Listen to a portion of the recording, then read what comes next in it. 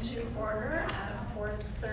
I will acknowledge Autumn is running just a little behind. She is stuck in traffic crossing from Elba Home, so she will be here shortly. Okay, so we are going to start with, thank you for everybody being here. We'll start with the Pledge of Allegiance. Please rise. All right, hand over your card. Ready? I pledge allegiance to the flag of the United States of America and to the republic for which it stands, one nation, under God, indivisible, with liberty and justice for all.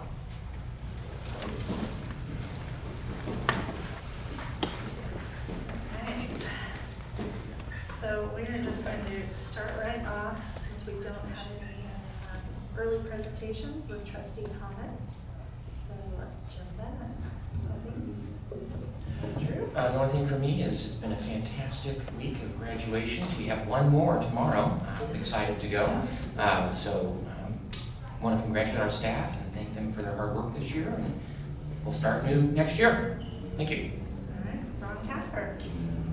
I went to both graduations and most of the promotions. It's always a really heartfelt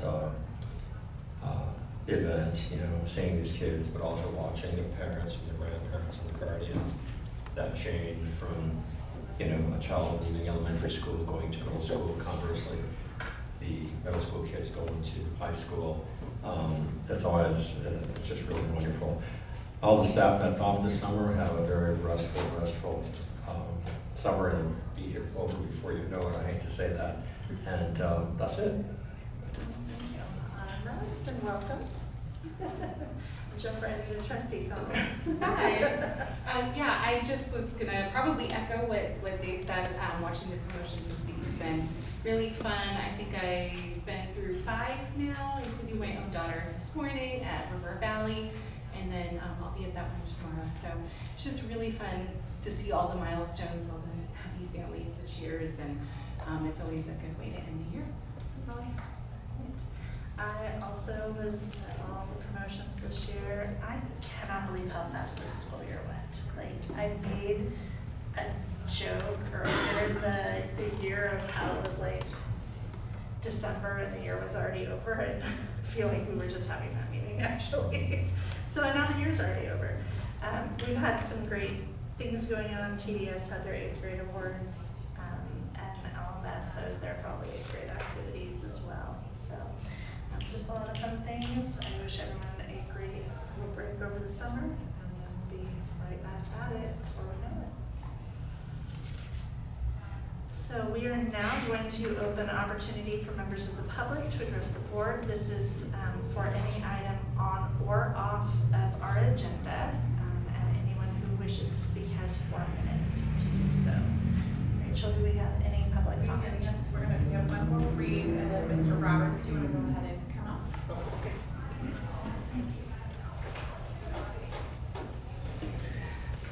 Right. I was just here last month, but last time it was on really short notice, and you guys worked with me, and really appreciate that.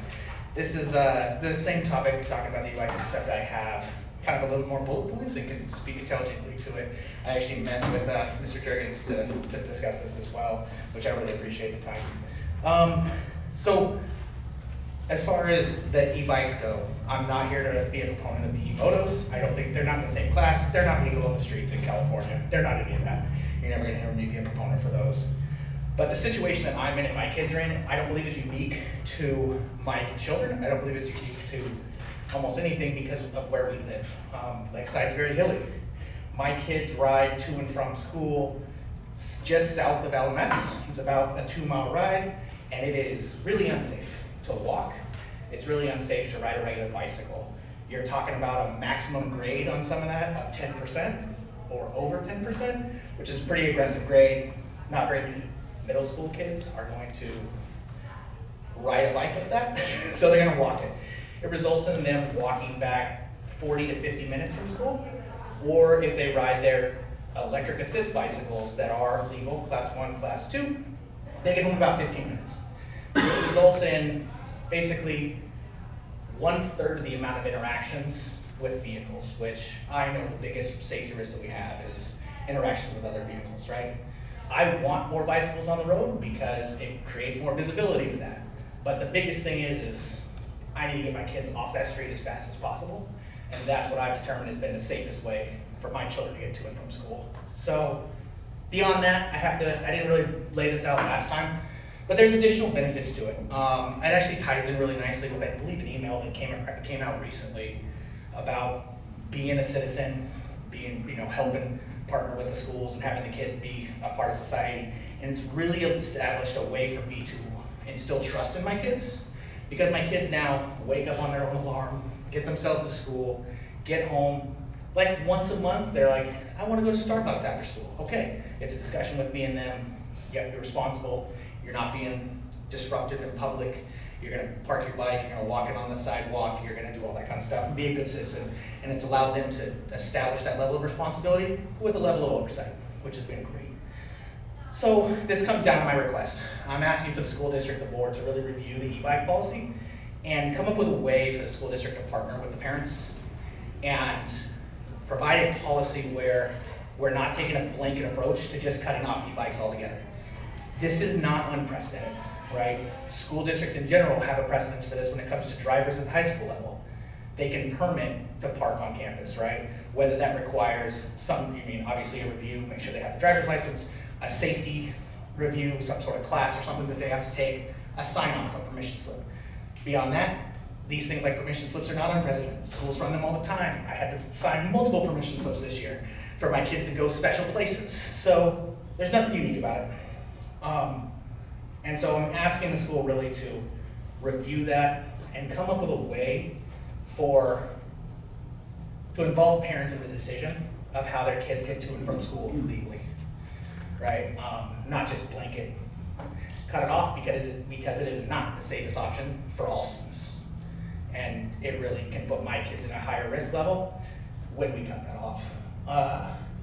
Just so that I'm not just pointing out problems, I did come up with, this is not reviewed by a legal team or anything like that, but I came up with an example of a permission form that lays out this opportunity to educate the student, staff, the parents, anything like that, right? Here are the different classifications that California has.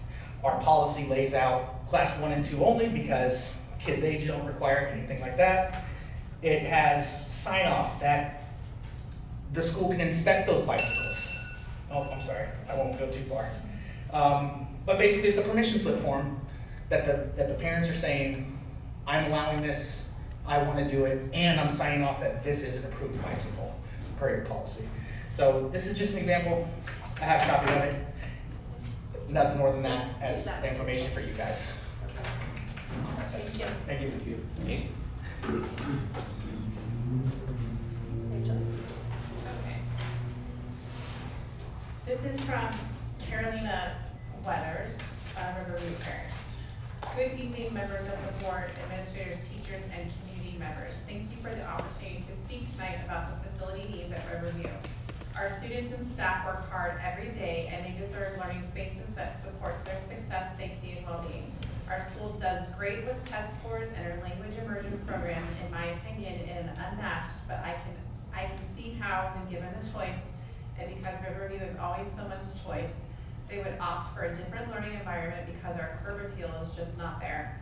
At the most recent school board meeting, Andrew Hayes had requested input and ideas on how the Board of Trustees can help support our school's enrollment. And this is why I am here. My involvement in our PTSA at Riverview and Lakeside Council has given me the opportunity to visit other school sites that I normally would never use. Every multi-purpose room in our district appears to be updated, and our school deserves an updated multi-purpose room as well. This space serves many purposes to include assemblies, lunches, performances, and community events like our Space Exploration Association meeting. An improved multi-purpose room would create a more functional, welcoming environment for students and families alike. We are also in need of new portable classrooms. They are all aged, and if you visit our campus, there is no hiding it. Updated classrooms would improve learning conditions, energy efficiency, and overall campus appearance. Another important issue is replacing worn carpet throughout classrooms and shared spaces.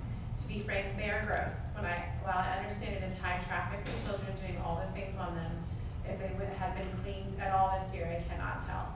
Old carpets affect cleanliness and air quality. Fresh flooring would have made classrooms healthier, safer, and more inviting for students, staff, and potential families.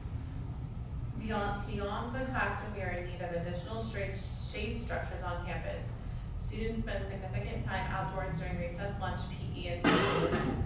An adequate shade is essential for comfort, health, and protection from the sun. Added shaded areas would create safer and more usable outdoor spaces throughout the year.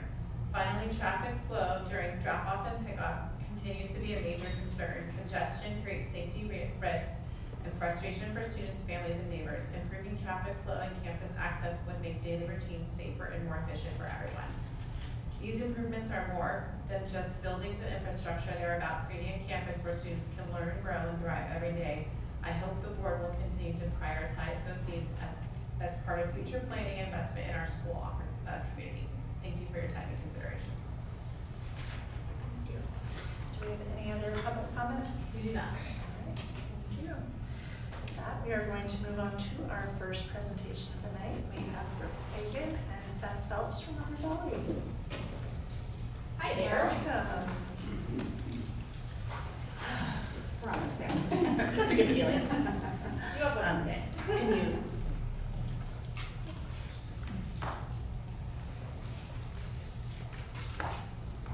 Perfect. Well, this year we ended up, there we go. This year we ended up with bad news, bit of a sore spot with us regarding our revenue. And we're having to cinch our belts and really tighten up what we're doing and plans that we have moving forward. We started this school year with a surplus of revenue, which we've always prided ourselves on having. Unfortunately, we were hit with a couple of things that we were not anticipating. Primarily, we ended up owing the state money because of an overpayment.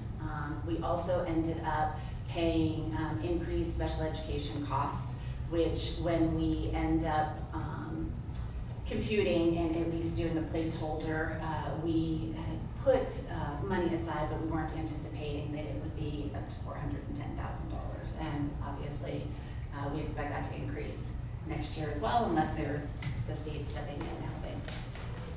We also ended up being hit with legal fees, and we all know that we went through negotiations this year, and the legal fees, unfortunately for us, were quite significant, and we have never had to pay for legal fees to this extent. And when we're working with a budget that is as limited as ours, it takes a hit. And so looking at this, we were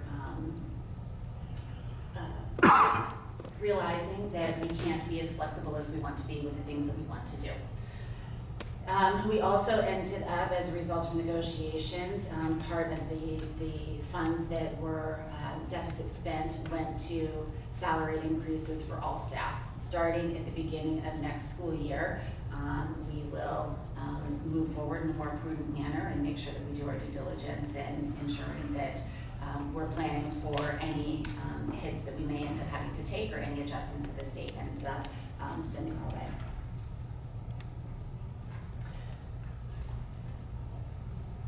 Obviously, our funding is tied to our enrollment, and you've heard me here for many years coming in, especially since COVID. We just did a nosedive with COVID, losing approximately 72 students when our school ended up closing. And because of the prevalence of independent study schools in the wake of COVID, we ended up having students now have opportunities and choices that didn't exist previously.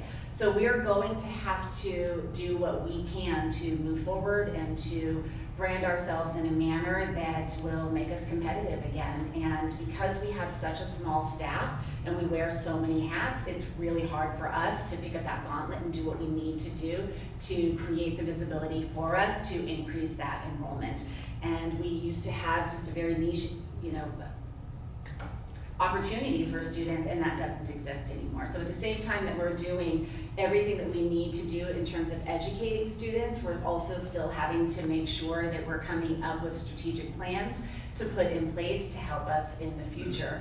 And it can be a lot, and so we're brainstorming, we're continually seeking ideas and opportunities, trying to revamp ourselves in a way that will meet the needs of the student today. That's our material revision that you'll be voting on tonight, in part because students are changing, and we have to change and adapt with the times to make sure that we meet the needs of those students. We ended the school year with, our P2 was 220.26. We ended the school year with just a couple more students than we started with, but as you can see, even though we ended up starting with 227 students, we actually lost 28 students throughout the course of the school year, which is really significant. 3 of them we lost because of non-compliance with independent study. We have to refer those students back to their school of residency. Many of the 19 students actually would have fallen in that category, but it did not get to the point of the removal. So they opted on their own to move to schools of their choosing, rather than receive that non-compliant letter from us and that disenrollment. We did have 4 students who moved, 1 who moved out of the country and 3 who moved out of the state. So that obviously made a big difference for us as well. As of right now, we have some staffing changes and board changes that are underway. We have open voting right now for a parent board member for 2 vacancies that we have on our board. We have, our staff is going to change as well in the very near future. Currently, we have 10 teachers, 6 classified staff, 1 full-time and 5 part-time, 1 school counselor, 1 dean, 1 director of operations and support services, and 1 executive director and principal. We have 2 staff members retiring, 1 certificated, 1 classified, and no staff members were given pink slips this year. And next year, to replace one of the retiring teachers, we will actually hire a part-time teacher, and the position is being advertised right now. So if you know anyone who wants to teach 7th grade English and history, please send them River Valley's way. We pay full benefits.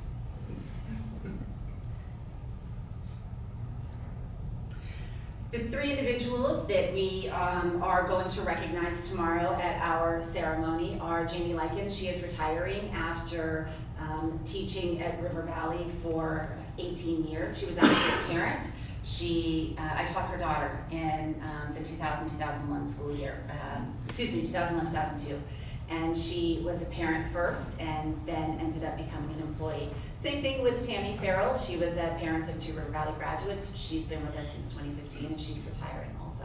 And then we're also celebrating Steve Hunsberger, who is our one of our science teachers. He is celebrating his 20th anniversary this year at River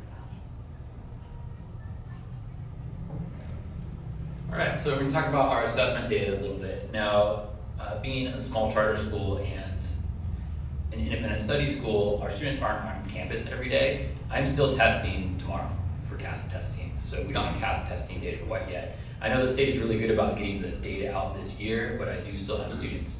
I just had a student finish the test session today, and I have another one tomorrow afternoon trying to capture all of those students. This is our latest MAPS growth data, which I know the district uses the NWA MAPS growth as well. And I thought this was a good indication of where our students are. And the data is, I mean, we could pour over the data, but I think how we look at it makes the biggest difference and tells the story of the school year. So we have English on the top and math on the bottom. And I don't have as many scores this year as I wanted to. We had a brand new teacher at the 2 brand new teachers this year we completely redid our English department because we had 2 retirees last year. And we didn't get all of the students tested in English based on some scheduling glitches at the beginning of the year, but we did at the end of the year. But what I found interesting is if you look at the far right column, that is our growth or our negative moving from fall to spring for our students. And it's talking about the percentage of students that are above the mean score for RIT for MAPS growth data throughout the nation.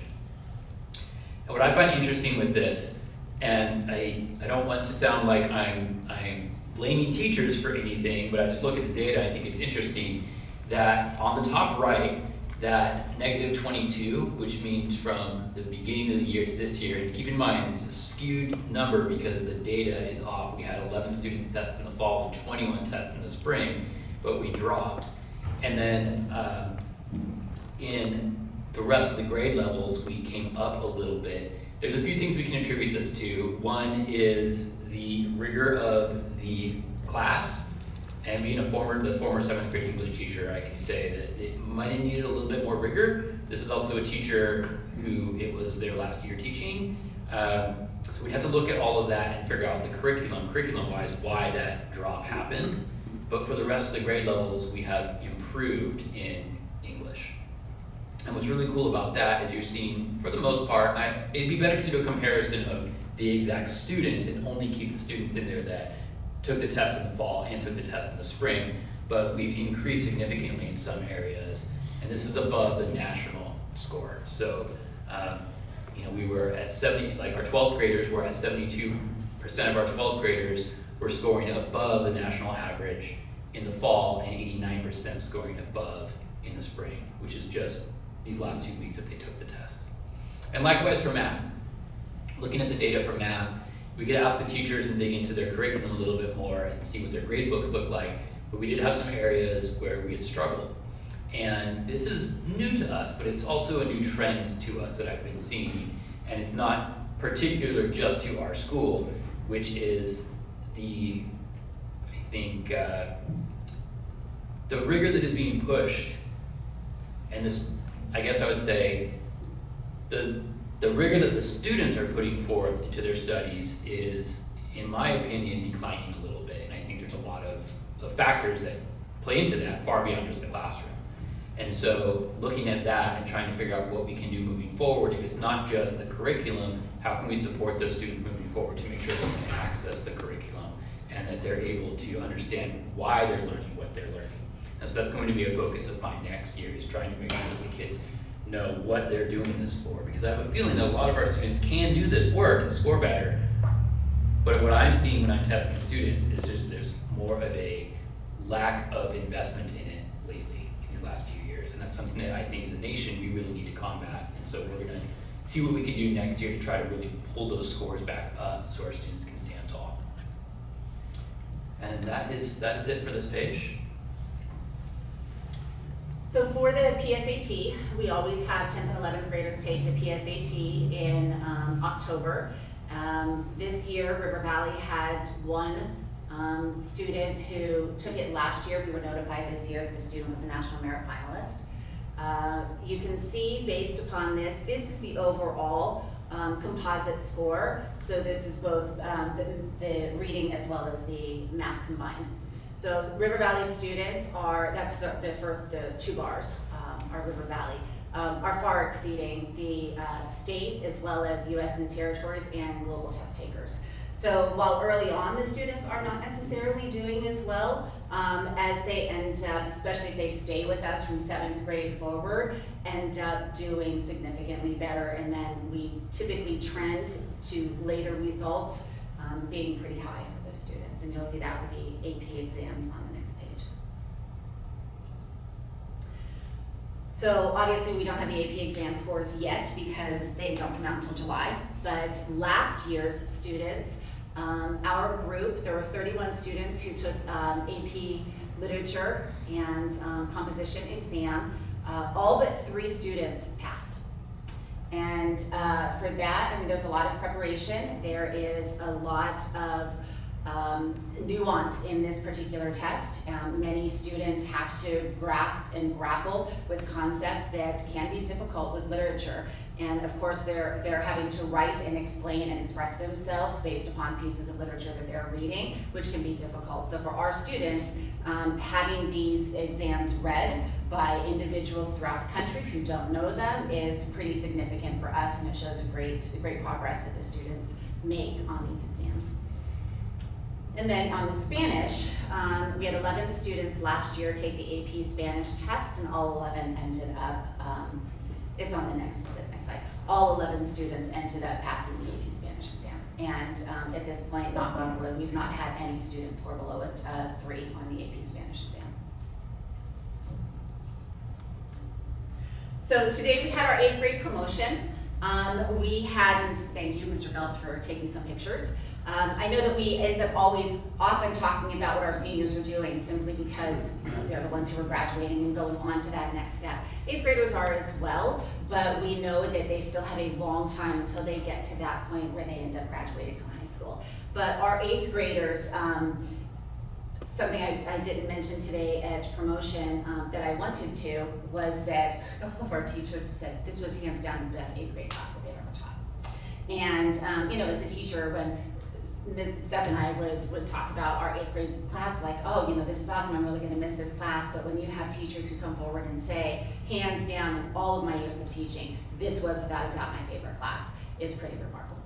So we had, the upper left is Addison Armstrong, and of course Sharon Armstrong is a teacher in the district. She ended up giving the remarks today on behalf of her class, and she's heading to Guthrie, Oklahoma for the National Junior High School Finals, so that'll be a lot of fun. And then Autumn's daughter ended up getting an award from the math teacher, who never gives the number of awards that he gives, but he said there was such significant improvement within this 8th grade class in math that he ended up giving out a couple of awards, and so that was pretty cool. And then, I don't know if you can see that picture at the bottom, if you can go back, Lisa.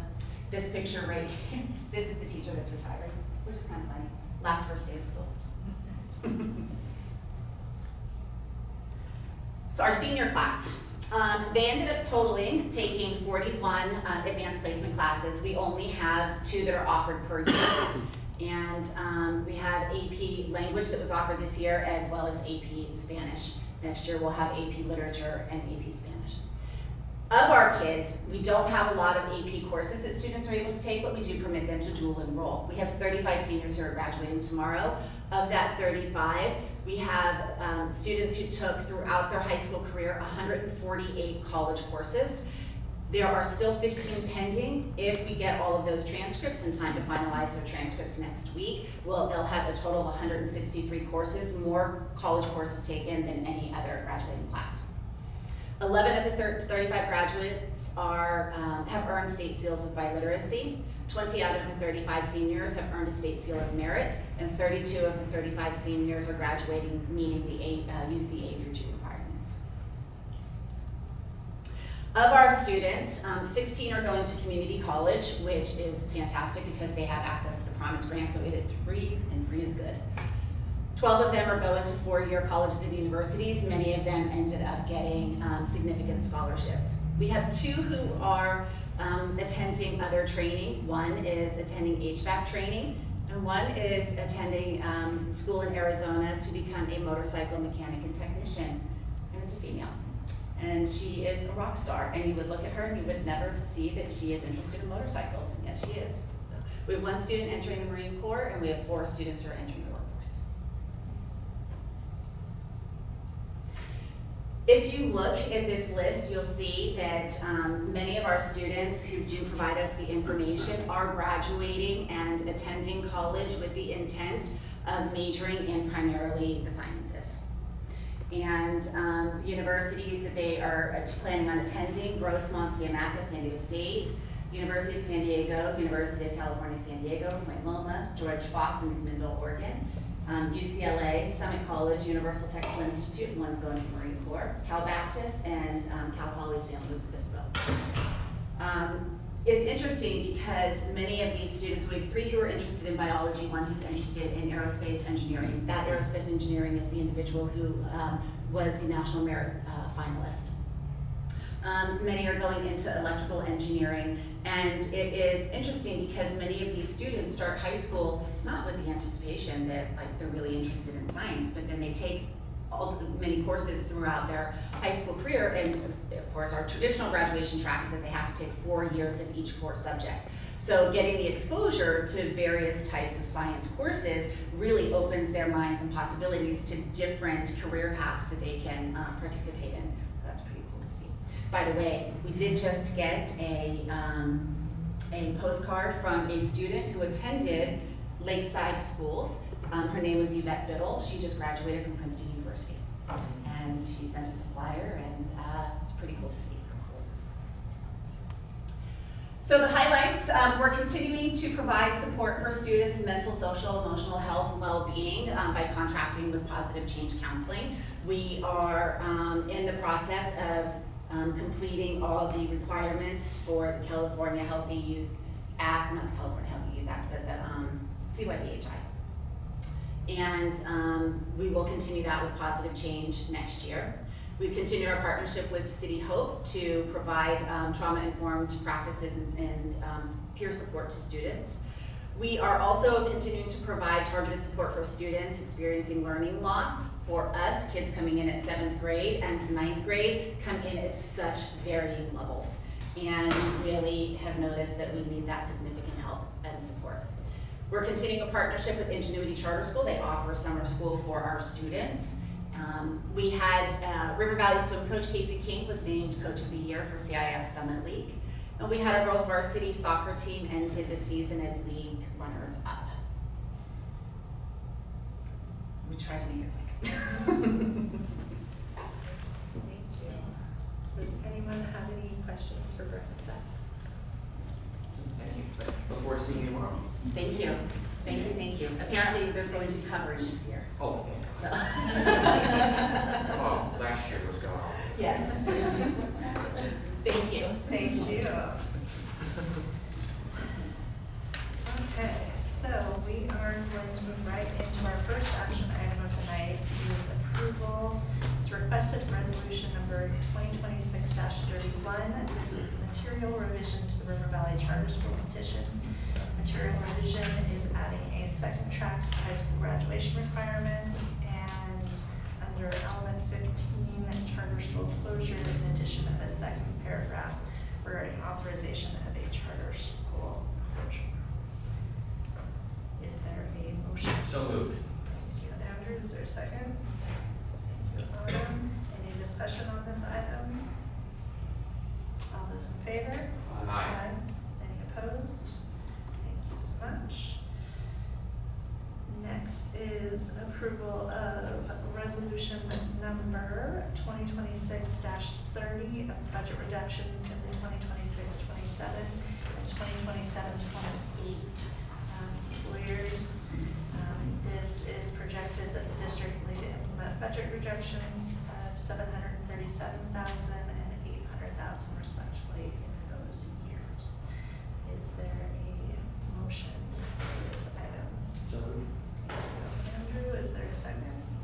Thank you, Autumn. Any discussion on this item? All those in favor? Aye. Any opposed? Thank you. All right, and the last is approval of the declaration of needs for fully qualified educators. Is there a motion for this item? Thank you, Autumn. Is there a second? Second. Thank you, Andrew. Any discussion on this? All those in favor? Aye. Any opposed? Thank you. All right, we will open our first public hearing of the day. This is a public hearing on the initial proposal of the California School Employees Association and its Chapter 240 for the 2026-2027 school year. Do we have any comment on this item? We do not. Okay, with that, we will close that hearing. The board acknowledges the CSEA and its Chapter 240 initial proposal of the district so that the opener negotiations may commence the 2026-2027 school year. The second item under that public hearing is approval is requested of the initial proposal of the district to CSEA and its Chapter 240 so that negotiations may commence. Is there a motion for approval? Second. Thank you. Thank you, Jim and Andrew. Is there any discussion on this item? All those in favor? Aye. Any opposed? Thank you. We will open the second public hearing. This public hearing is conducted on the initial proposal of the Lakeside Teachers Association for the 2026-2027 school year. Do we have any public comment on this item? We do not. All right, so we will close that public hearing. The board acknowledges the LTA initial proposal to the district so that negotiations can commence for the 2026-2027 school year. The The second item under that one is approval as requested of the initial proposal of the district to LTA so that negotiations can commence for the 26-27 school year. Is there a motion for approval? So, Thank you, Autumn. Is there a second? Thank you, Jim. Any discussion on this item? All those in favor? Any opposed? Thank you. All right, so we are going to move on to our next item, which is our presentation of our 2026-2027, wait, I lost one. LCAP, Natalie's up first. I got a little too far in my thinking like, wait, that's not right. So Natalie's going to present on our LCAP for 2026-2027. Thank you. So, as I do every year in June, I will be going over our LCAP, some end of the year data. As you know, I also do a mid-year update in February, so I try to split it up so it's not too long of a presentation. So in February, I reported on many of our LCAP items for digital data, and some we did not. So I'm going to circle back and close that loop and report on the things I wasn't able to report on, and then talk about next year. So, as you know also, as part of our LCAP every year, we get educational partner input, so I will be going over that as well. And then on June 16th, next Thursday, Bev will be giving you the second part of our LCAP presentation on our local indicators, just like we do every year. So who are our students? We do this every year just because we want you to see what our enrollment is and how that enrollment spreads between different student groups. So as of CBEDS, we had 4,521 students. 35% of our enrolled students were socioeconomically disadvantaged. 18% were students with disabilities. 7.3% were English learners, and 1.4% long-term English learners. Less than 1% were students experiencing homelessness, and less than 1% were students in foster care.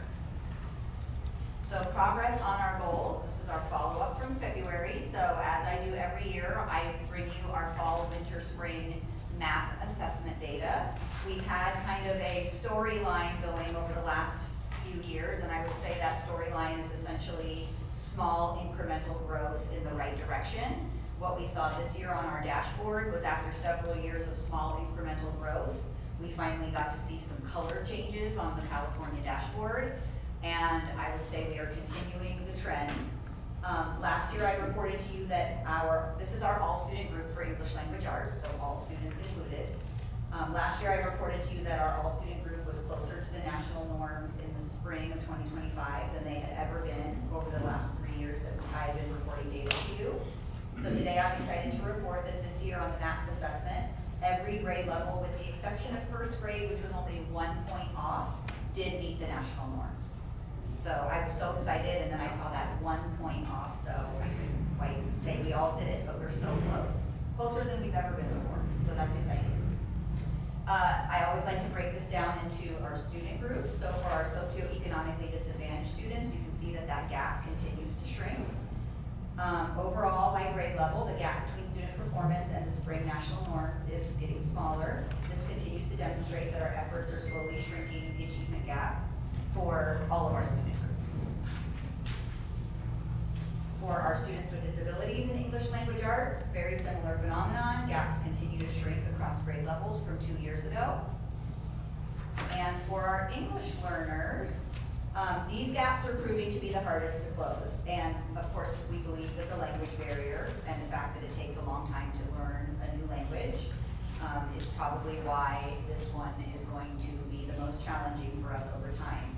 The good news is that our reclassification rates remain high. If you'll remember, last year we jumped from red to yellow, which we skipped over orange on the California dashboard. So again, we know we're doing the right things, we're moving in the right direction. There is still a gap. We're going to continue to monitor it because in my dream world, we would close that gap. But I will say the gap exists in almost every school and school district across the state of California. There's a few that have managed to close that gap, and we're going to keep striving to be one of those few.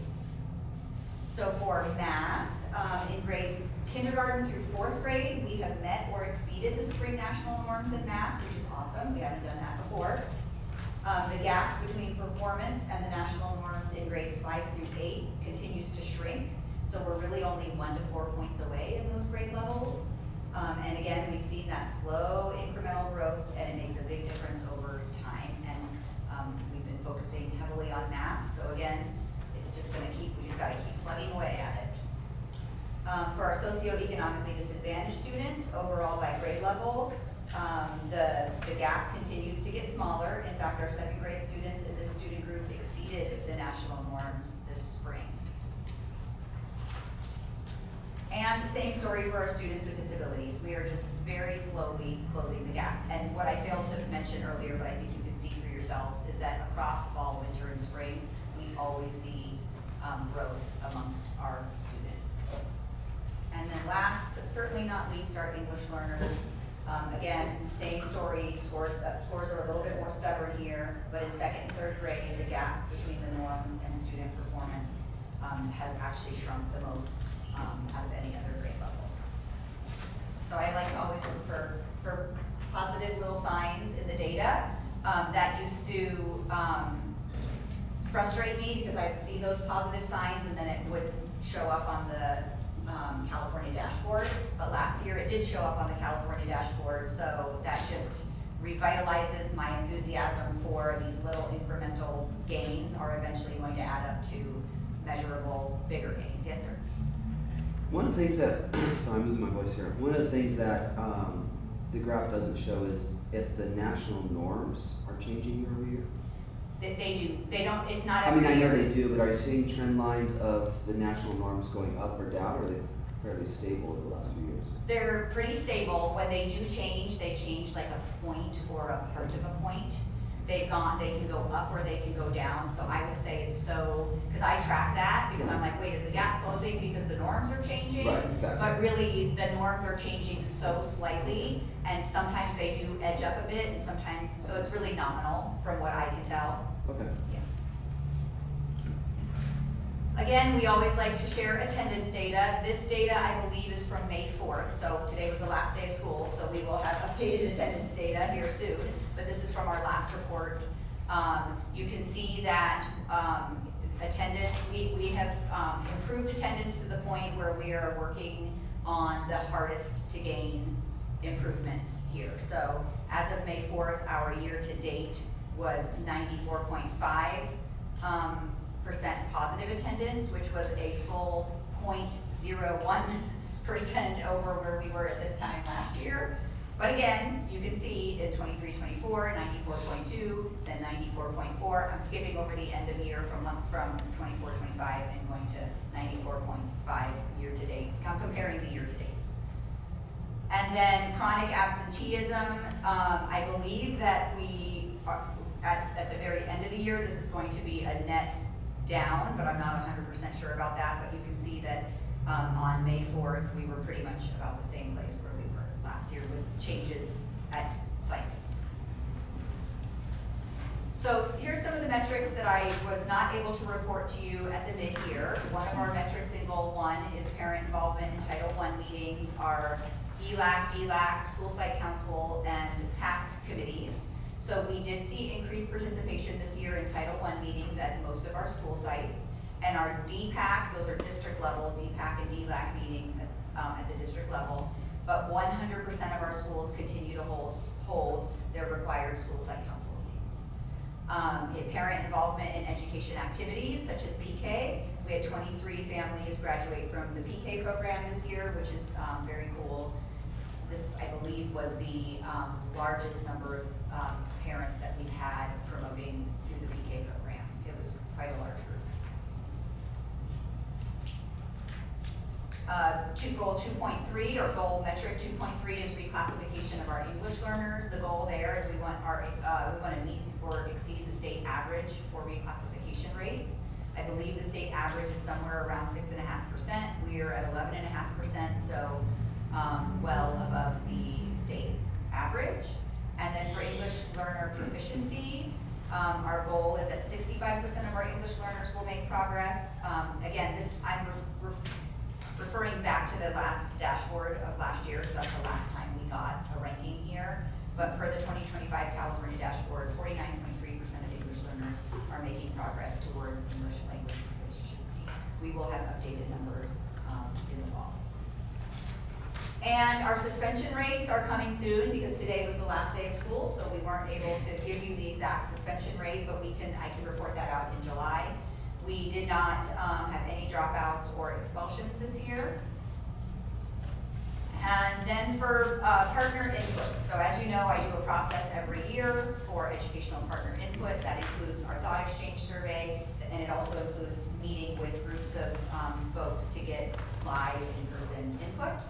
So this year we did something a little bit different. We separated the survey from our 5th graders to our middle schoolers. That was by request from teachers, just because the middle schoolers sometimes say some inappropriate things on the survey.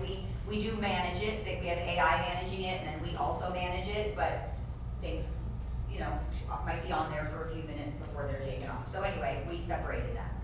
But you will see that 5th graders and middle schoolers continue to be very food motivated. So they want better food, although I think our food is actually quite amazing. So I think what they mean is they want unhealthier food. And we can't do that because we have rules around what we feed them. So we do know they are getting healthy meals at school. They also want more recess. They would like school to start later, which I think is interesting because with the new law for high schools to start later, we've had to start some of our elementary schools earlier, and apparently they're not fans of that. And then they also want more snacks, back to food. And for our middle schoolers, they want better food, more breaks, less homework, and more electives. And I know that our middle schools are always looking at having more as much engagement as they possibly can with students, but there's only so many classes we can offer with this today. From parents, these were the 4 big ideas that kind of rose to the top in terms of ratings and engagement on the thought exchange survey. So parents, and the way we word the question is in a positive way. So what are the most important things our school district needs to think about as we continue to support all students? So these are not areas of complaint, they're just things that they want to surface as important to them. So student support and safety is important, and some of the comments included continuing mental health support, social emotional learning, and maintaining a focus on student safety. Parents are also very interested in the district having high quality instruction and foundational learning through engaging lessons. Parents also would like us to continue our support for students with disabilities, including support for inclusive classrooms, teacher training, and behavior support, and also behavior support for students and maintaining staff who support those behaviors in our system. So we agree with all of these areas of interest. For staff, again, staff and parents engage in the same survey, so a lot of the same things rise to the top, but sometimes in a different order. So staff are interested in inclusion and support for students with disabilities. Their comments included providing differentiated instruction, access to intervention, and focusing on student belonging. They're also interested in intervention systems that are accessible to students and timely. Support for students with disabilities, including support for inclusive classrooms, teacher training, and behavior support, and then also behavior support for students and teachers, and teacher training to reduce disruptive behaviors. So these were the questions that we asked when we met with our classified advisory, teacher advisory, our leadership team, and our parents, our 2 district level parent committees. We asked what have been our highest leverage goals and actions in this LCAP cycle. So we review the LCAP with them. We review, in fact, I use a very similar presentation to the one I give the board, so they can see the LCAP goals, our actions, and our data. And we ask them, what do you think are our highest leverage goals and actions? Where do you see opportunities for improvement? And are there any emerging needs that you want us to consider next year? Next year will be year 3 of our 3-year LCAP. So anything that's highlighted, which you can't really tell, unfortunately, but it's the first 5 on this one, were things that came up over and over again in multiple groups. So we're getting really positive feedback on our Encore program. I will bring you a little report next month, and during my reporting time, I will go over some Encore statistics with you. Really positive feedback on that program, and excellent data in terms of student impact. Our people also feel like our behavior team and our district focus on behavior is high leverage. Our attendance team and attendance plans, our community liaisons, and our focus on inclusive practices and co-teaching to enrich the least restrictive environment. Those things came up in multiple groups. Other things that came up though as high leverage are teachers on special assignment, social emotional learning, positive behavior intervention systems, school-based mental health, focus on English learners and English learner development, focus on inclusive practices and co-teaching, I think I put that one on there twice, sorry. Teacher selected PD on PD days, they're liking the conference style PD where we're offering lots of things and they get to pick. And then parents really love our PK program. Where do you see opportunities for improvement or additional support? The top two got a lot of comments. Expanding Encore, we've been asked to expand Encore to include math intervention. We did spend some time considering that this year and looking at opportunities for doing that. We decided against that expansion going into next year because we're seeing such an impact on literacy across the district. We doubled the number of teachers teaching in Encore this year, and we really feel like we've probably maxed out on teacher interest in teaching in the program. So if we were to move into math intervention next year, we would reduce the number of kids who could get a literacy intervention. And since we still have high needs in that area, we agreed to continue to focus on literacy for one more year and reevaluate mid-year next year to see if the following year would be a good year to expand into math. Also, opportunities expanding focus on student behavior and potentially expanding the behavior team, ongoing focus on students with chronic absenteeism, continuing mental health supports, increased time for teacher collaboration, professional development around evidence-based PLCs. That's actually going to be one of our big rocks next year. Ongoing focus on student engagement, family data nights, student goal setting, and enrichment. And then any emerging needs. Some of the emerging needs that were brought forth were co-teaching, more support for co-teaching, and serving students in the least restrictive setting. We have a few things next year, including more training on co-teaching and universal design for learning, which is a way of planning instruction that assumes students learn and show their learning differently at the beginning of lesson planning versus retrofitting lessons for different learners. So we've been doing a lot of training on that. We are also in our LTA contract this year. We added that co-teaching partners at the middle school, if they don't have a common prep, that we would give them 3 common release days, one every trimester, so that they can prep together for their co-teaching arrangement with the general ed and special education teacher. Ongoing teacher support with UFly implementation, we are 100% going to do that. Expansion of UFly to upper grades as appropriate. There is a program, UFly is not appropriate for other grades, but there is a new program coming out. We were hoping to pilot it this year, but it is literally being published as we speak. It is not yet available for purchase, so it's not going to quite work out next year, but the school principals and our teachers are very interested in having an intervention program for the upper grades, so we're going to keep a close eye on the new program that's coming out. It's also very affordable, which we love. Strong behavior support planning, clarity of behavior support processes and procedures. PK math, we are going to do PK math next year, excited about that. And we're also going to do a PK social emotional session for one for elementary age and one for middle school. So we're actually going to have 3 PK programs next year, 2 in the fall, 1 in the spring. More transportation, which we are working on, and more Middle Eastern language supports. So LCAP goals and actions. This is where I'm going to start sounding like a broken record, so I'm going to try to be quick because you guys have heard this over and over and over again. You know that our goal 1 is all about academic growth. Since we're entering year 3 of a 3-year LCAP, we're not planning on making any major changes. The whole point of having a 3-year strategic plan is to follow the 3-year strategic plan. So we are going to be doing that, and you are very familiar with all of the areas where we are working on goal 1. There's 2 slides for it. In goal 1, just a couple things that we are going to do next year that I think I already mentioned is really continuing. We started UFly this year. Teachers love it, but we want to make sure we're really providing a lot of support. So we're going to do more training, more coaching in classrooms, to make sure that our teachers feel really confident with the UFly program. And then also, we're going to be focusing on evidence-based PLCs. We've been using the professional learning community system in Lakeside for about 14 years. We have a lot of new leaders and a lot of new teachers, and so we're just going to be doing monthly professional development at the site level for all of our teachers on not just having PLCs, but making sure they're being done in a very evidence-based manner. Lisa is obviously going to get into the nitty-gritty of the budget, but you can see for Goal 1 next year, we've budgeted about $4 million, a little over $4.5 million. Goal 2, you're very familiar with Goal 2.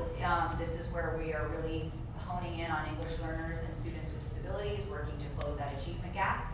We're doing a lot of the same things with this goal. And we've got budgeted about $767,000 for Goal 2 next year. And for Goal 3, making sure our students receive the support they need that enables them to thrive socially and emotionally. And again, our behavior team is going to keep doing the amazing work that they do, as well as our mental health supports. We're going to keep working on attendance, tiered systems of support, student engagement, and professional development for behavior. And we've got about $6.2 million budgeted for Goal 3. And you can see we've included transportation here and some things that, and some staff, which is really why this one is such a much bigger budget. And that is it for my presentation tonight. Do you have any questions? Anyone have any questions? Thank you for doing this. This is a lot.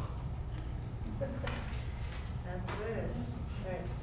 Well, with that, we will open a public hearing to receive input regarding the 26-27 LCAP prior to the final adoption next week on June 18th.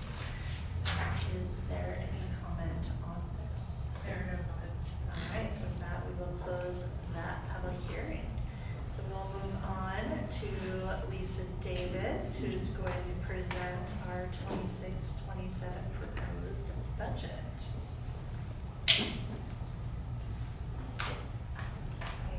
Now the fun begins.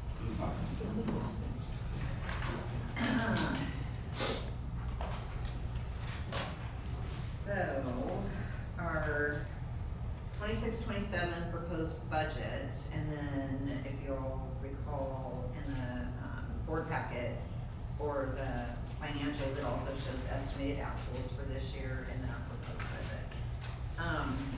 What we'll go over tonight is a little bit of a state economic outlook, and then the May revise, and then our proposed budget. And remember that ours, we have to adopt our budget. The governor has until June 30th to adopt his. And so there's some things that I'll address in our proposed budget that we're not adding into it until we know what he's doing, because there's some unknowns there. And so the recommendation is to just not put it into your budget.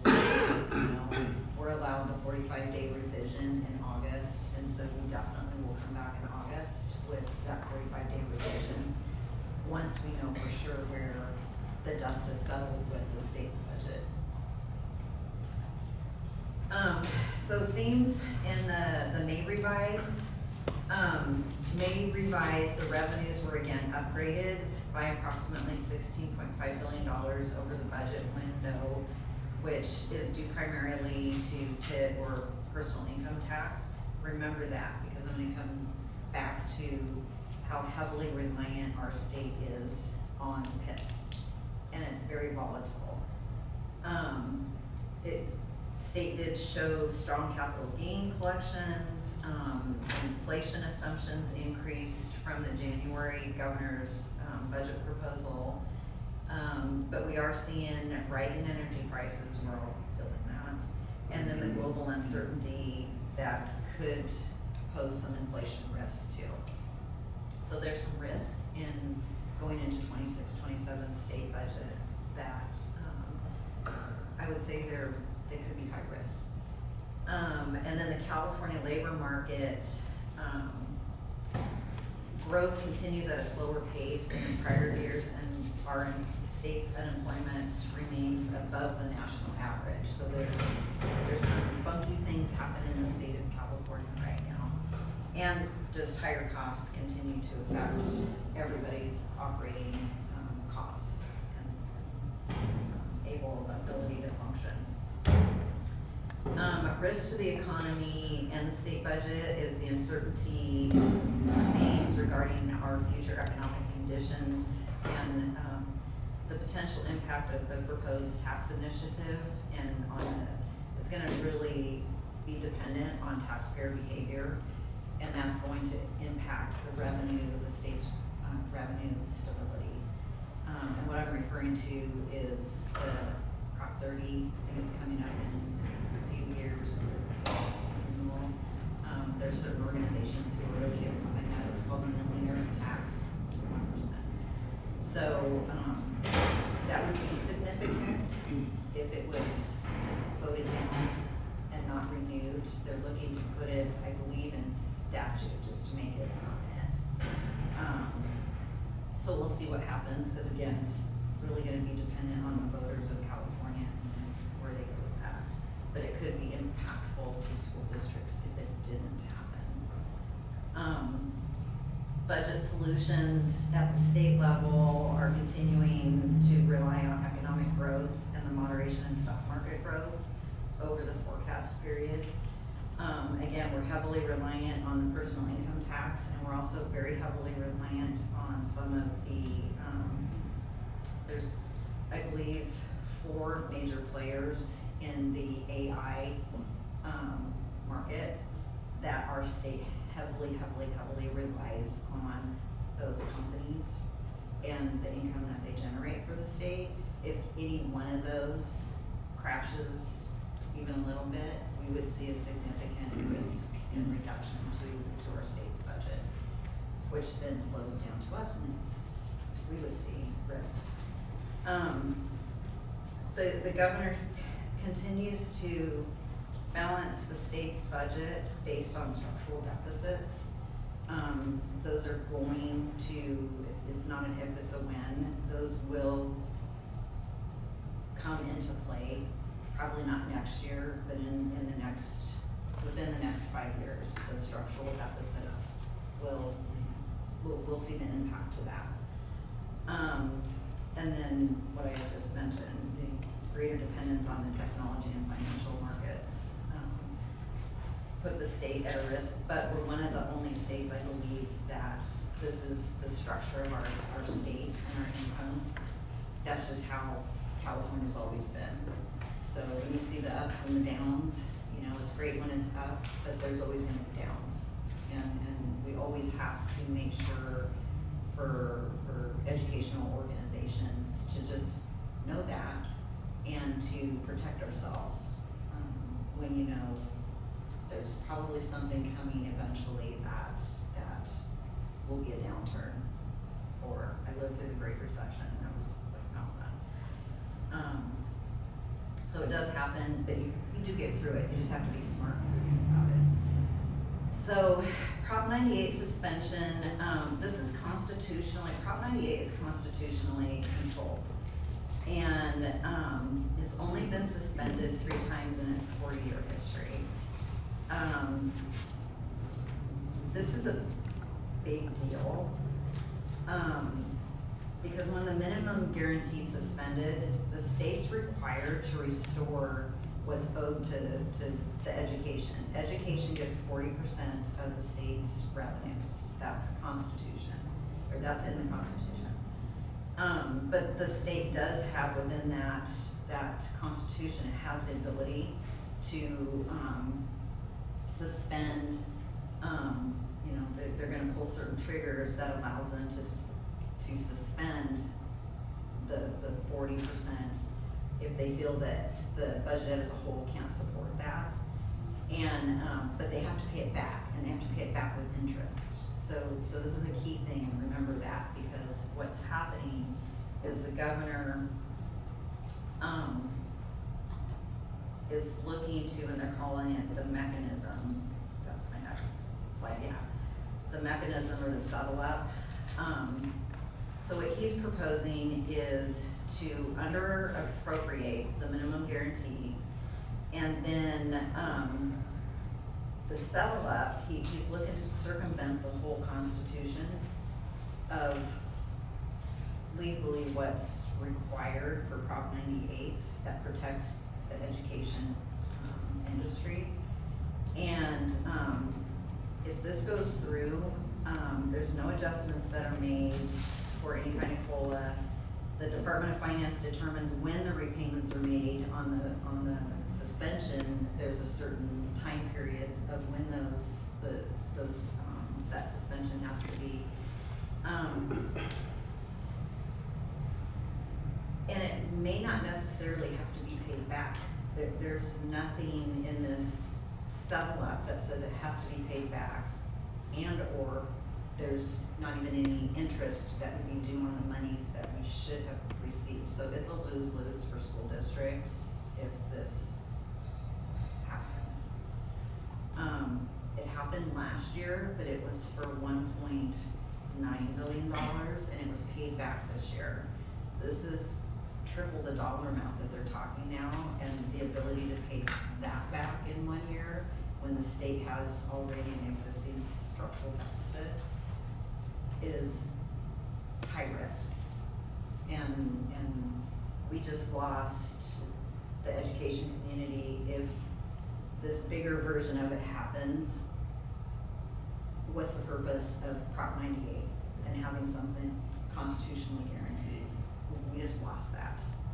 Because then future governors can play the same game when they want to shift monies within the state budget and not fully pay education the 40% of the state's revenues. So that's super concerning. So I just listed some of the risks to Prop 98 and our local budgets, what I just stated. Also declining enrollment, and then just the significant increase to operational costs. And I thought this was important since 2004-05, or 2024, 2025, student enrollment has declined statewide 9.3%, which is significant. Luckily, our district has not seen that kind of decline. We've been pretty stable through all of this, seeing up and down the state the massive declines that school districts are experiencing. So getting into the May revised proposals, the one thing that's not a proposal is all of the COLA factors have all data points. They're all known now, and so the COLA is 2.87%. That is not changing. So, and I just showed here, when the governor came out, it was originally 3.02, then it went to 2.41, but now it's 2.87, and that does not change. And then just as a reminder, nobody's really here. But the COLA, we always have this argument, the COLA is always intended to, it's not just immediate, goes onto a salary schedule. It's meant to address inflationary costs, your operating costs, which does include any kind of adjustments to your salary schedules to address inflation, but it's also to address inflationary costs that the district's experiencing through operation, gas and electric, water, anything and everything else. So that's just a reminder. So the 2.87, I've listed the programs that we do here in our district are the mandate block grant, the special education, child nutrition, and that's it. So that's good that the COLA 287 is being included onto these categorical programs. And the good news is, if this doesn't change, again, it could, because these numbers aren't set in stone yet until June 30th happens. but this is looking pretty good for special education, is there's some increases along with the 287 that, that we're seeing. And, so the biggest one is the 8602 base rate of $1,340, and that's per ADA. So that's gonna be a really nice, increase to offset that contribution that the general fund always makes, you know. So what that's gonna do, it doesn't necessarily mean it's giving us more money. What it means is that contribution that we make from our general fund is gonna be less, which is great news. I'm really happy about that. And then our expanded learning, our ELOT program for TK6, the rates, we're in rate 2, so the rate is $1,800. That looks like that's gonna be pretty stable from here on out. And so that's good to know that now moving forward with our ELOT program, we pretty much know, but it is funded off of our ADA, so it could adjust up and down a little bit, but it'll be, that $1,800 is pretty solid. The learning recovery, this is the last year. Remember, it's been, he prolonged it, he took the money away, he funded it a few years ago, and then he took a good chunk of it away. Now the governor's paying back that, he's restoring some of those, well, he's restoring the dollars that were reduced back then. So this is the last year, it's approximately $228 for ADA, based on, this is kind of funny, it doesn't keep up with our current ADA, it's based on the 21-22 ADA and UPP, or unduplicated pupil counts. So all these monies have to be spent by 27-28. For our district, it equates to a little over $200,000 per year that we've been getting. So not a whole lot, but it's at least it's something that we're able to utilize for different things. The student, here's the one that's not in, and I did not include this in the budget for next year because it's unknown. The governor's, he started at like a $5 billion, now it's $3 billion. There's still some negotiations happening between him and the legislature. We don't know where this is gonna land. So at this point in time, we're not putting it into the budget. This will be included in the 45-day revision. But currently, it's fully discretionary for the districts to use. What I've been hearing is the legislature wants to carve out at least a part of it, a percentage of it, and not have it fully discretionary. Without saying, I'm just gonna throw this out, like 75% will be fully discretionary and 25% will be targeted to certain specific areas of use. So we're not really sure, and we're not really sure where that, is it 3, is it 5, is it 4, is it 1, what's it gonna be?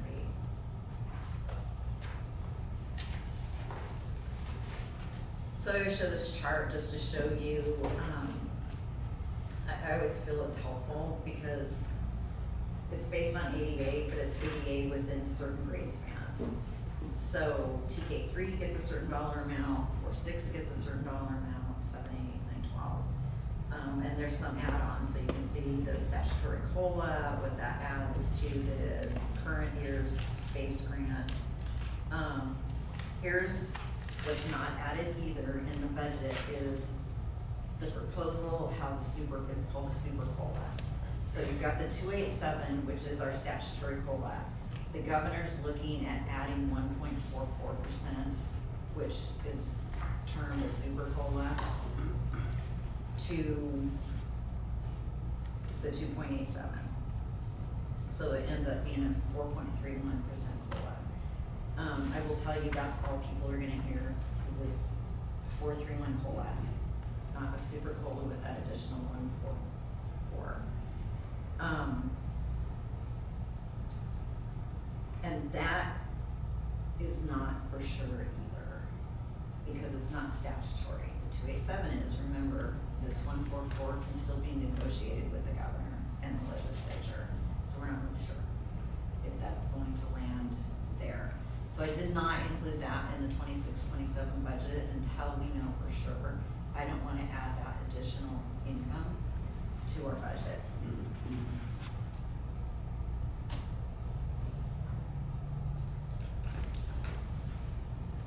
So now, our proposed budget.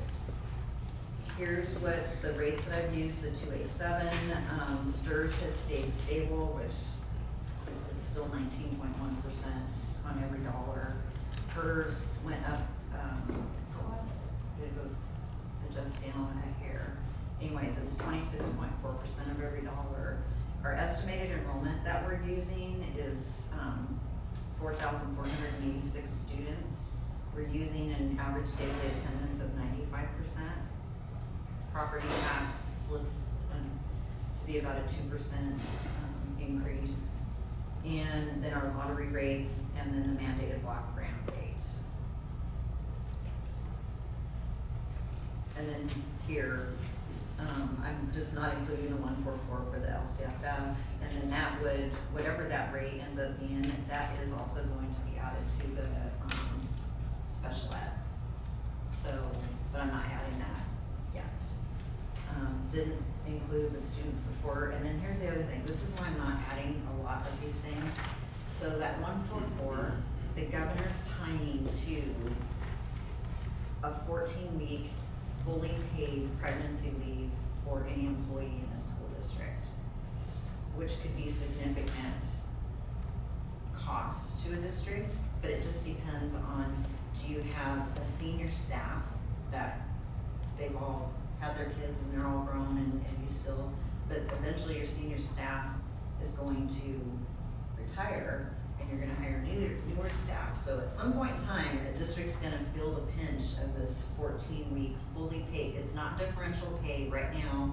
They use their sick leave, and it goes into differential, and then they, it's the sub costs. I mean, there's still a little bit of a cost to a district, but not this. This is fully paid their daily rate, 14 weeks pay, straight off the top. And we still have to hire then on top of that a substitute, long-term substitute. So it could be very costly for some districts, but that's what the 144% is tied to. Andrew? Is that maternal and maternal or just maternal? Oh, it's Maternal. it's everyone, it's if you voluntarily terminate a pregnancy, if the pregnancy terminates naturally. I mean, when I was reading the list, I was like shocked at how extensive and inclusive it's the full gamut. But it's not paid leave for fathers. It is. I believe it's maternal and paternal. Yeah. And yeah, I mean, they still have to craft the language, so I don't know. It could be, but that's what's being proposed, and that's really what's heavily tied to this 144. So, So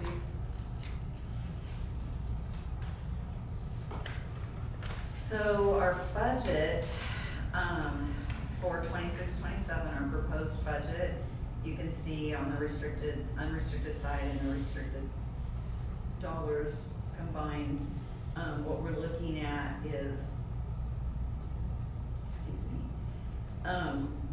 deficit spending at this point in time out of our unrestricted general fund, $501,000, and then out of restricted, which is fine, because we're supposed to be spending down those restricted dollars. They usually have a timeline on them, and we have to spend those dollars, so 1.4. So you can see the beginning balance in our general fund, because that's really the focus, is the 1.9. We deficit spend 500, it'll be 1.4. We will fund, you'll notice that Fund 17 went up. We just received notification from OPSC, and we're finally getting some of those dollars from our modernization projects. And we're putting it in here because here's what Samantha and I have been talking about in our office is moving forward and with the volatility of some of these unknowns with the state and stuff like that, is to put in Fund 17, which when you do your budgets becomes inclusive of your unrestricted general fund under Fund 01. It's inclusive of that, but then for the rest of the time, it's standalone in its own fund. Is to take those dollars and put them in Fund 17 and to build that up to our 3% reserve. Then we always have our 3% reserve, give or take a little bit, because remember, it adjusts based on your expenditures total general fund. So on average, it's about $2.2 to $2.4 million. So if we could put that money in there, never touch it, we know we're always covering our 3% reserve. Then under our unrestricted fund, whatever we have in there as it grows, hopefully, if we can get it to a 3% again, then we'll have a 6%. And if you'll recall, like you asked my comfort zone of where for a district's reserve to be, I'm good with 6 to 8%. That's comfortable to me. So then we can fluctuate a little bit on the unrestricted fund 01, but then we know we're always covered in Fund 17 with our 3%. And these were dollars that weren't being pulled from anywhere. These are dollars that were expected and had been owed. I mean, I'm talking, this is the project that they're funding from back when Lakeside Farms did the parking lots. So that's how long it takes the state to fund some of those modernization projects. So you can see unrestricted general fund without that 1.4 is about 1.85. With it, it's 365. So we have some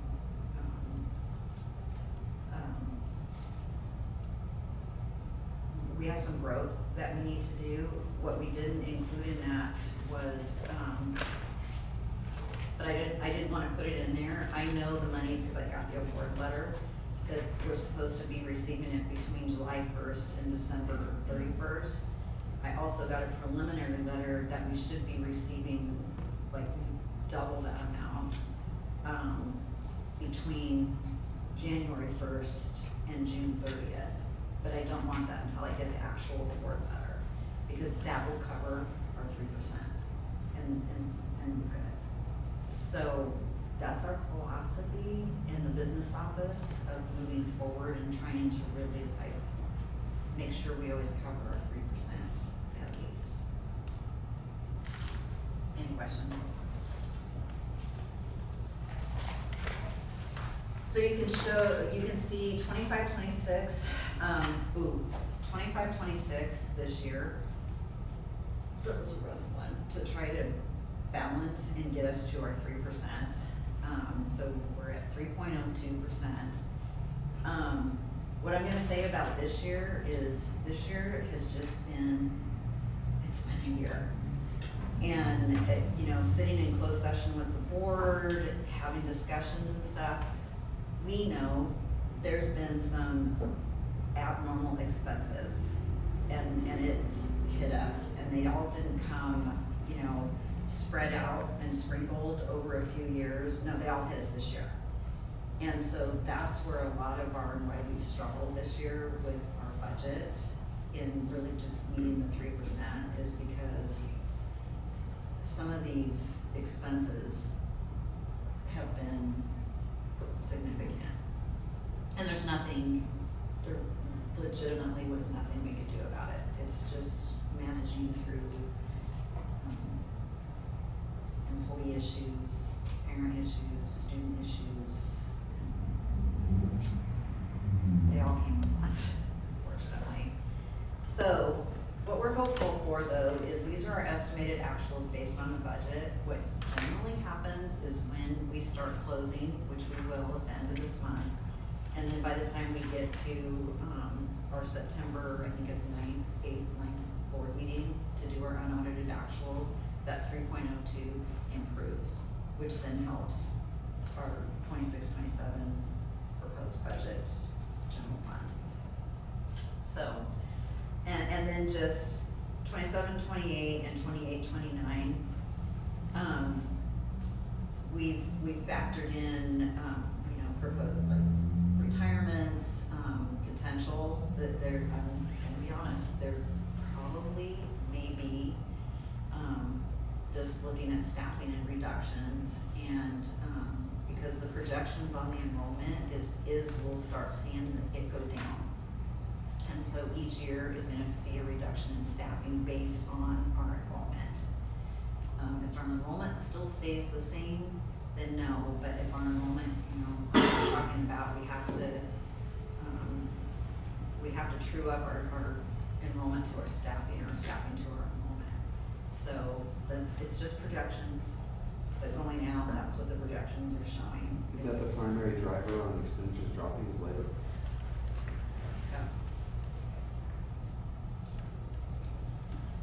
This is our LCFF funding. We do a calculation, but it does a nice little graph, so I like to show this. It shows what our percentage is. You may get questions because in the budget, in the governor's proposal, there's, I think it's called a reading literacy grant. And I know some of our teachers have asked, oh, there's that money. No, we don't get it. It's grandfathered from a while ago. And you have to have, if you go through the guidelines, you have to have 98%, 98, 99, it's almost 100% UPP. As you can see in ours, we're 41. Like, just that, we don't meet the qualifications to even apply if we were able to for that grant. And then our, and I wanted to point out, so Natalie talking about the LCAP, so I want to say our district, it far exceeds, you just saw it was like between 10 and $12 million of what we put into the LCAP for what our focus of what we're going to spend our dollars on. But the LCAP originally was driven off of doing those supplemental services and stuff and it does a calculation of minimally what a district should be spending. It's this $3.9 million. So we do so much, and we far exceed what our requirement is for what the LCAP really is. Now, they're essential services, a lot of them, but it's just through this calculation, it shows what a district should be spending. And again, we far exceed that. We do a good job with supporting our students, our staff, and doing what we can to take care of that. Just the pie charts, out of the local control funding formula, which includes our property taxes, it's about 72.2% of our revenues. The rest, federal is about 3.34, states 13.06, and locals about 11.39. What's interesting in the local is it's not just donations. For some odd reason, the AB 602 that I mentioned for SPED, that's categorized as local, so that's what makes up the bulk of that. And then our expenditures, we're projecting to spend in salary and benefits about $66.3 million, or 86.01% of our district's budget, which is pretty much standard for any district. You're usually between 80 to 85, 87% of the district's budget is spent on salaries and benefits. Okay. Any questions? Comments? Questions, please? You run a budget with the assumptions of a 1.44 COLA addition, and I can bring it back next week. yeah, I'd just like to see what what is in there, what it looks like, if that ever goes in. I'm curious. Because you have the student support PD at 936 for AD as well. That's out there. Yep. Which that's gonna be on the restricted side, Right. irregardless. Sure. But the 1.44 is gonna be on the unrestricted side. And then also if SPED gets the 1.44, the 9, it's not, because it's part of the, that contribution is SPED and the routine restricted maintenance that we have to make the contribution over to the restricted side. But I wanna say SPED's about $7 million, so that may help reduce that $7 million, so that would help the budget. It would make it prettier. Yeah, I appreciate the fact that you're being conservative in the amounts. I'm curious to know. Yeah, I mean, the other thing too is, I was gonna actually kind of follow on these sections, I'm kind of curious about this. So we got, you're assuming 95% attendance. Is that based on our averages over the past few years, or is that just, you're just saying 95 for 95? No, it's the average that we've been hitting over the over the last few years. We were a little aggressive this year, for 25-26, we were hoping to hit 96, but then that kind of didn't come to fruition and we needed to make some major adjustments. So Sam and I were talking, and actually I think at first interim, Sam may even like dial that back a little bit, even more, because it's just much rather, and historically, we just kind of rolled the dice this year because we were feeling really, really good, because we had the attendance recovery, we had, there was a lot of things that were put into place, and we just didn't see that growth that we were hoping for. And so we're gonna go back to our old ways of ultra conservative with the ADA. And then for the enrollment, is that, are you based on people who have already said, hey, we're coming back, or how do you? We don't have any of that yet. I'm basing it off of strictly rolling grade level on down, 8th graders going out. Historically, what we've been seeing in kinder and TK, because those are true unknowns. You can figure the rolling between, like say Lakeside Farms from 2nd to 3rd, 3rd to 4th. You just roll all of those folks or those students on.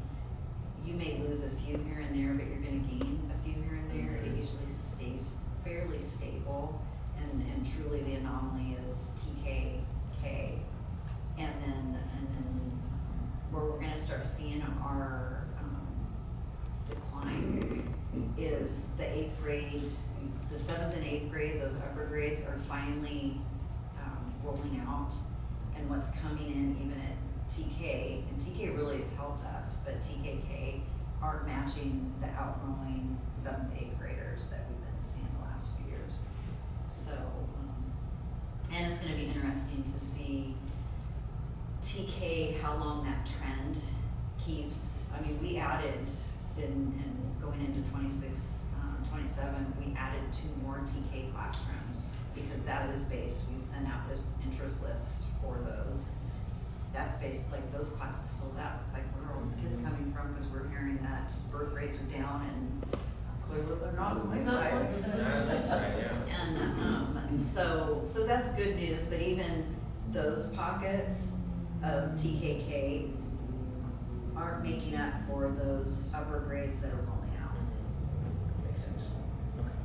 Cool. Yeah, I would like to see just with. Yeah, I'll bring that back next week. Thank you.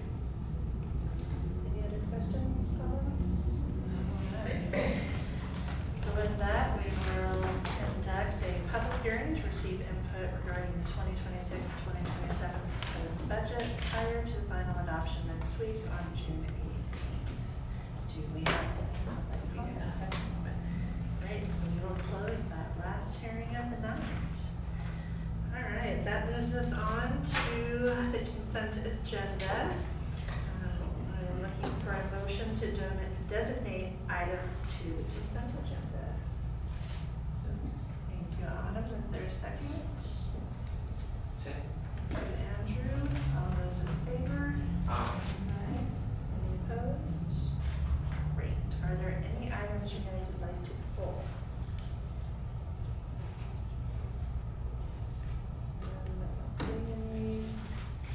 All right. With that, we'll be looking for a motion to adopt all items on the consent agenda. Is there a motion? Thank you, Autumn. Is there a second? Thank you, Ron. Any further discussion on this? All those in favor? Aye. Any opposed? Great. All right, moving on to our discussion items. The enrollment report was included in your packet. Were there any questions or concerns on that report?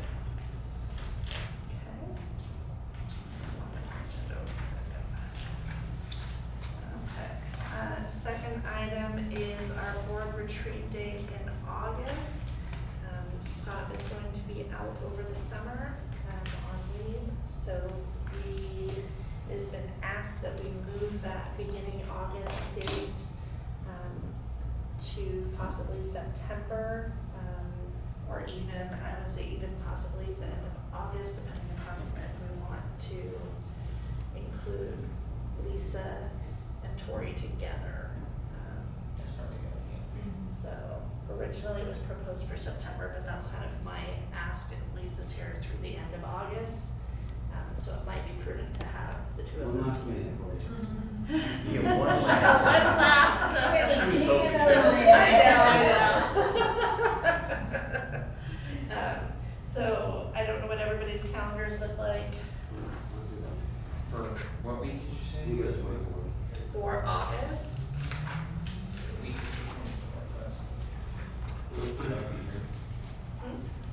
No, that would be our retreat.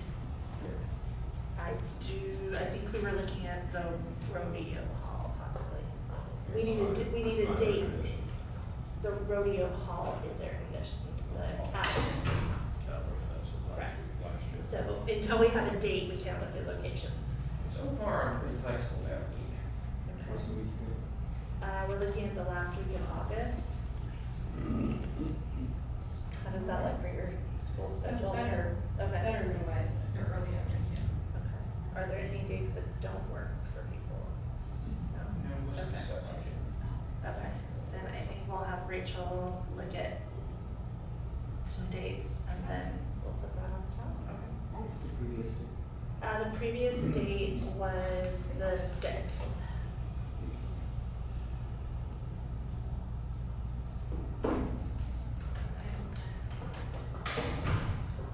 And then last on our discussion items is our legislative updates. Did we have anything that we need to discuss on that? Nothing new, nothing for anybody else? All right, nice and easy. We'll go with reports to the board. We do not have, it's the last day of school. I just say maintenance has been working hard all week. Also having some long days on Wednesday. So we do thank you for everything that they did. So we'll move on to our district updates. Lisa Davis. I spoke enough. Okay. Rob and Valerie. We're just in the process of hiring for next school year. We do not have a tremendous number of openings, either classified or certificated, but we continue to have that process ongoing throughout the summer. And then a whole bunch of stuff I just can't talk about, as always. Natalie Minsker. Nothing else for me this evening. How about you, Mr. Gergens? Oh, I got things. Going through the eight promotion ceremonies, promotions are bittersweet, obviously, and I want to focus on the middle schools, the students in Dream, TDS, and LMS, and their families as well, because there's some people that invested a lot of time and energies into our district, and we appreciate them. So, and wish them the best as they're heading on to high school. And just to echo, thank you all for making time in your calendars. I know it means a lot when you all are there, and cabinet as well. So we appreciate that very much. And our maintenance department, a lot of work, all the behind the scenes work that people just show up and everything looks great. And they did a lot of work every morning and in between these ceremonies as well. So great ceremonies and a lot of wonderful lakeside people. A lot of joy at the ceremonies as well. So that was really great to see. Great.